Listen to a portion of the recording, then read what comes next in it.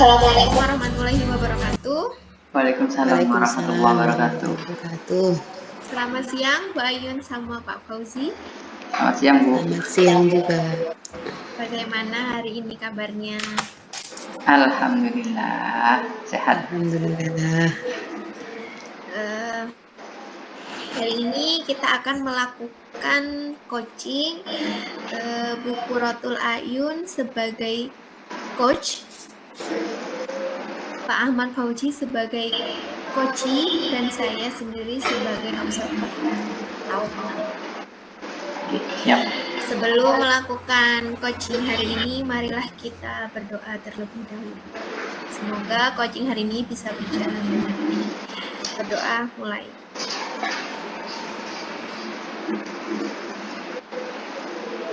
Berdoa dapat diakhiri. Sebelum melakukan coaching, saya akan bertanya beberapa hal kepada coach. Yang pertama yaitu rubrik penilaian apa yang digunakan saat proses coaching? Rubrik penilaian yang saya siapkan pada saat ini yakni menekankan menggunakan alur tirta, merumuskan masalah, dan mengidentifikasi masalah. Yang kedua, kompetensi coaching apa yang ingin dikembangkan? Kompetensi yang ingin dikembangkan kan ada 3, yakni mendengarkan aktif, mengajukan pertanyaan berbobot, dan memberdayakan. Dari 3 kompetensi tersebut, mana yang akan dikembangkan secara spesifik oleh Bu Ayun? Dari 3 kompetensi tadi yang akan saya kembangkan yakni sebagai pendengar yang aktif.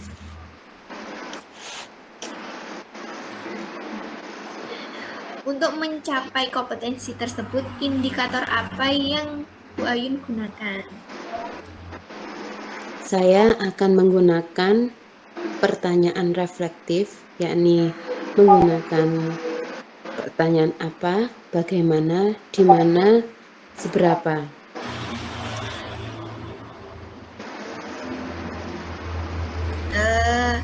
Terima kasih untuk coach sudah menjawab beberapa pertanyaan yang ingin saya observasi hari ini.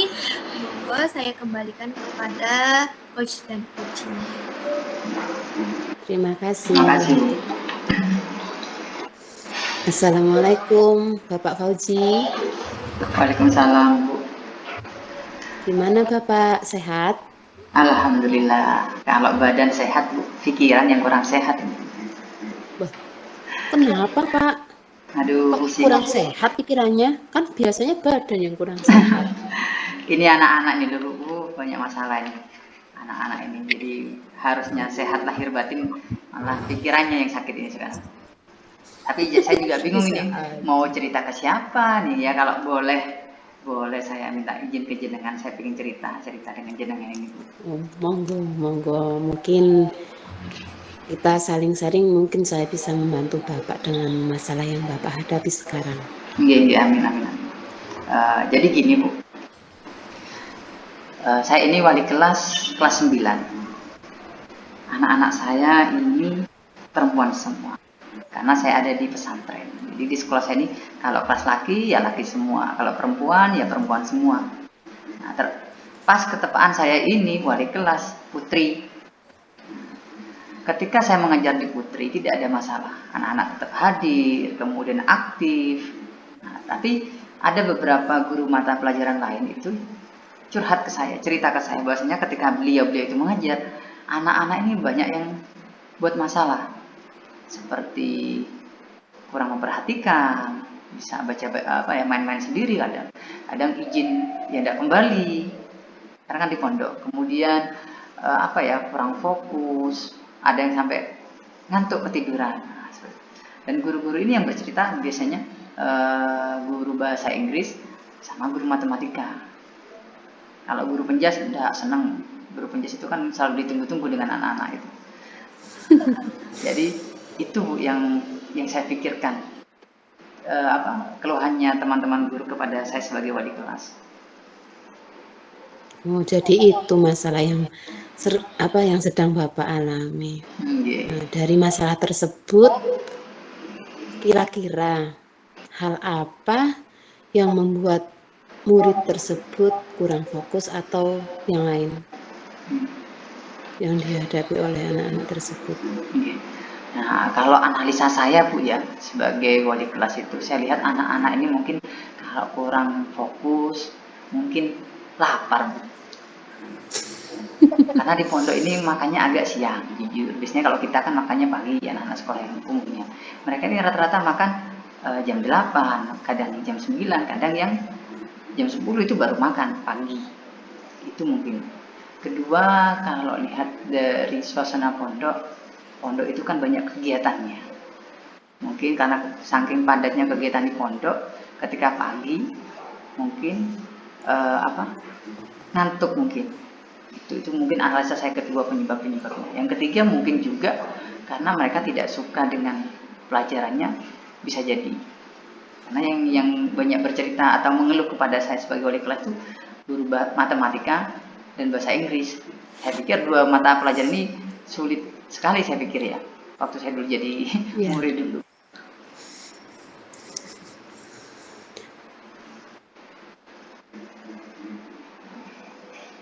Terus menurut Bapak, apa yang harus dilakukan atau langkah apa yang membuat murid Bapak itu supaya fokus? Ya, mungkin yang pertama kalau rencana saya itu, saya akan datang ke pondok. Saya tanya kegiatan pondok itu sampai jam berapa sih sebetulnya? Kok sampai anak-anak itu terkadang ngantuk, alasannya mereka ngantuk. Yang kedua, apa benar makan itu pagi tidak disediakan di kantin atau apa, sehingga anak-anak itu harusnya, Pak lapar ya sudah mungkin izin menghilang. Mungkin menghilangnya izinnya itu makan, kenyang, ngantuk, tidur di pondok, sehingga tidak kembali mungkin seperti itu. Bisa jadi rencana saya yang ketiga itu, kalau analisa saya benar, saya mungkin akan bertanya sama guru mapelnya. Mungkin Bu, kita kurang menarik di depan anak-anak. Atau mungkin aja lah, mungkin seperti ice breaking ataupun metode yang lain, sehingga anak-anak itu yang awalnya ngantuk bisa semangat lagi. Mungkin tiga itu mungkin nantinya yang akan saya coba dulu nanti.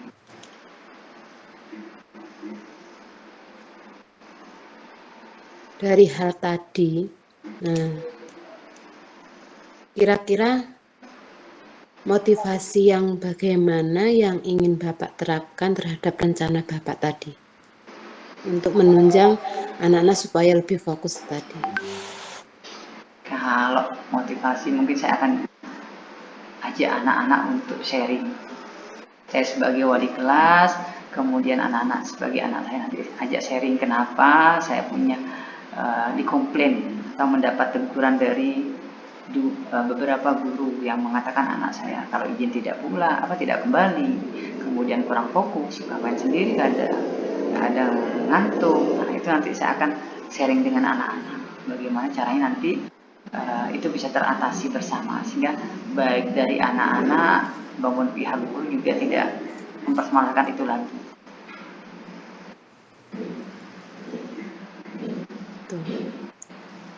Kemudian hal yang tadi kan katanya Bapak Fauzi, mungkin dari kegiatan anak yang padat, terus karena lapar, mungkin yang lain tidak suka pelajarannya, karena dengan alasan tersebut membuat anak-anak tidak fokus.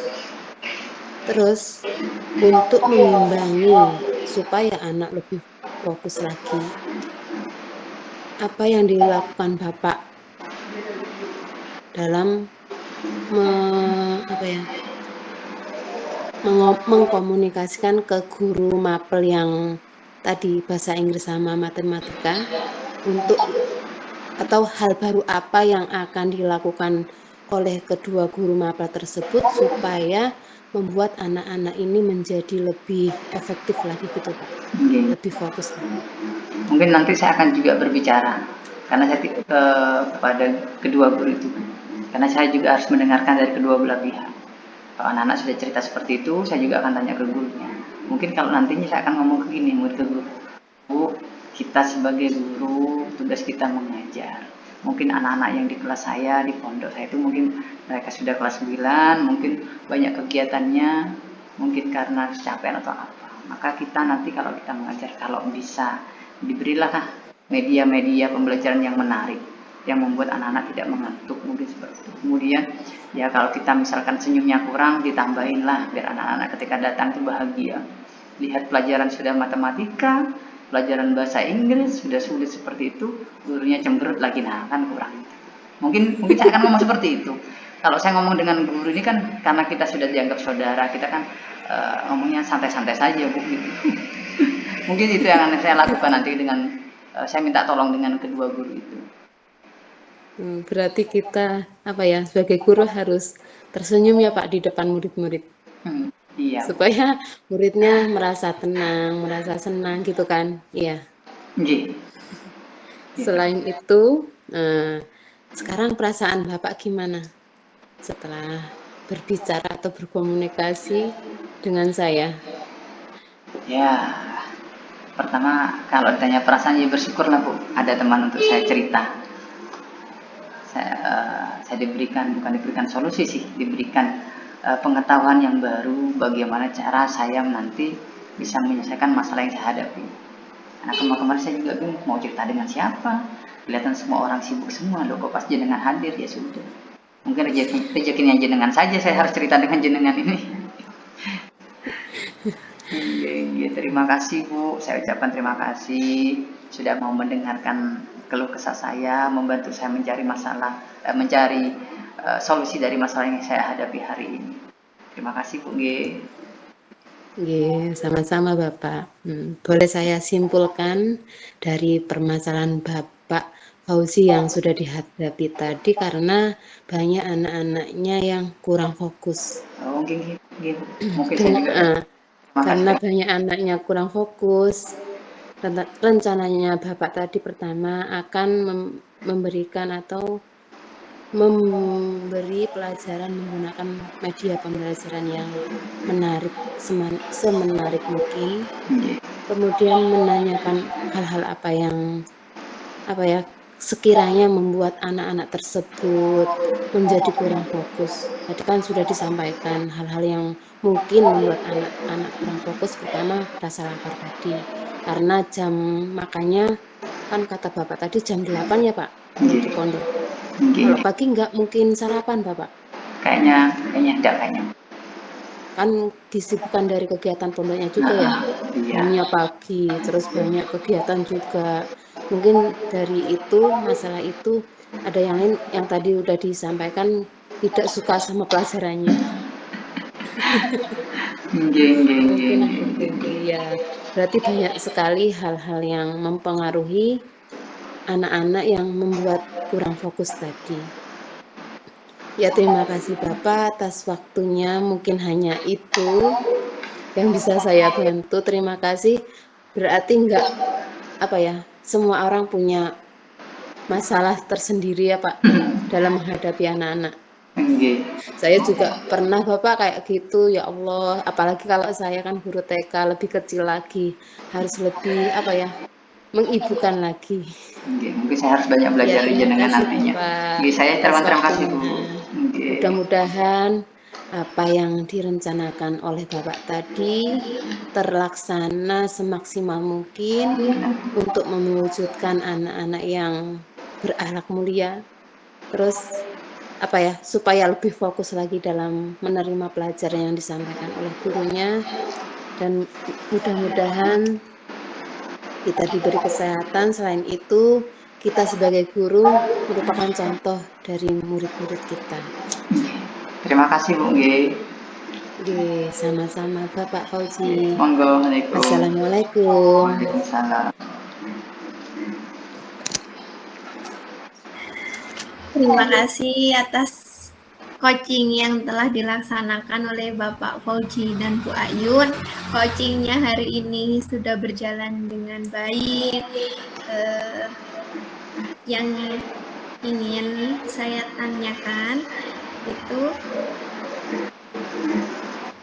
yang menjadi indikator ketercapaian pengembangan yang dilakukan coaching itu apa sudah tercapai? Alhamdulillah, indikator yang sudah saya lakukan indikator yang sudah tercapai yakni menggunakan pertanyaan yang reflektif tadi. Terima kasih Bu Ayun.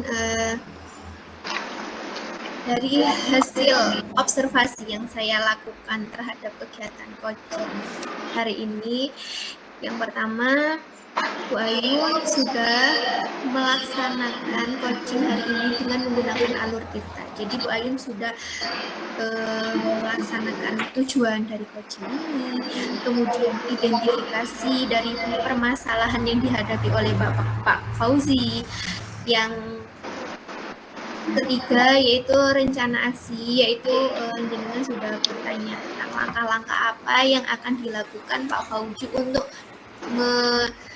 menyelesaikan permasalahan yang dihadapi, kemudian yaitu sudah bertanggung jawab atas permasalahan.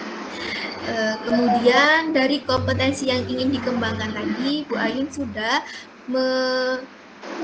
mengembangkan kompetensi pendengar aktif. Jadi Bu Ayun sudah mendengarkan aktif dengan rasa selama coaching berlangsung.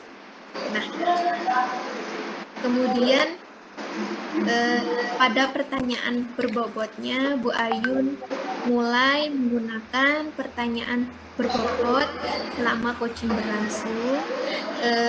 Yang selanjutnya yaitu Bu Ayun sudah melaksanakan kehadiran penuh untuk mendengarkan apa yang diutarakan oleh Pak Fauzi dengan sepenuh rasa, seperti itu.